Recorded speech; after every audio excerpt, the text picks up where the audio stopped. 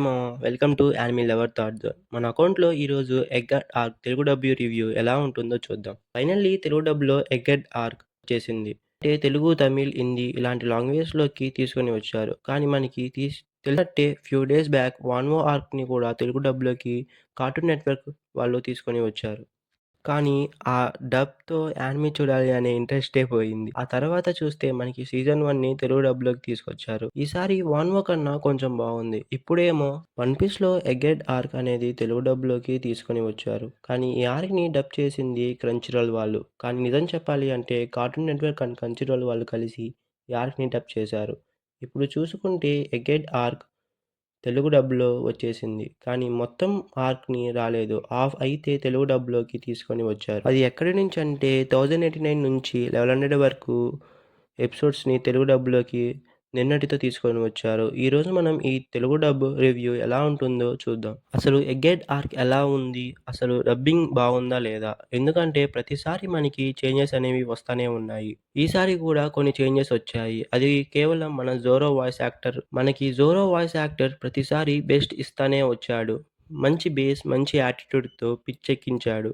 But ఈసారి మనల్ని dupe చేసిన విషయం ఏంటంటే పాత వాయిస్ యాక్టర్ లేరు. అంతే వాయిస్ యాక్టర్ కూడా మారారు. ఇప్పుడు ఏమైనా మారిందా అంటే కొంచెం అటు ఇటు ఉన్నా ఏదో నామకే వాసి చేశారు అన్నట్టు మన జోరో కూడా మారాడు. కొంచెం కూల్‌గా అంతే అందరితో అటు ఇటు ఉన్నాడు. కాబట్టి మేబీ ఫ్యూచర్‌లో చూడడానికి బాగుండిద్ది ఏమో! ఇంకా ఆ తర్వాత లూఫీ విషయానికి, నామీ విషయానికి వస్తే నిజం చెప్పాలంటే నాకసలు నచ్చలేదు మావ. ఆ డబ్బింగే అసలు యానిమీలో లూఫీ ఉన్నాడా లేదా అన్నట్టు అనిపిచ్చింది. అసలు ఎలా చేశారంటే, లూఫీ జపాన్‌లో ఎలా ఉంటాడో, ఆ టైప్‌లో చేద్దామనుకున్నారు. కానీ అది అవ్వల. ఇంకా మిగతా వాయిస్ యాక్టర్స్ విషయంకు వస్తే, అందరూ బాగా చేశారు. కొంచెం చూడటానికి బాగానే ఉంది. మేబీ మనకి డూప్ చేసిన విషయం ఏంటంటే, జోరో, లూఫీ, నామి వాయిస్ యాక్టర్స్ మాత్రమే ఒకటి ఒకటైతే బాగా ట్రై చేశారు మామ. అచ్చం జపనీస్‌లో ఎలా చేస్తారో, అంతే ట్రై చేద్దాం అనుకున్నారు. ఎగ్జాక్ట్‌గా డైలాగ్స్ ఇంకా జోక్స్ కూడా అలా కొన్ని ఉన్నాయి. కానీ ఈసారి డబ్బింగ్ బాగలేదు.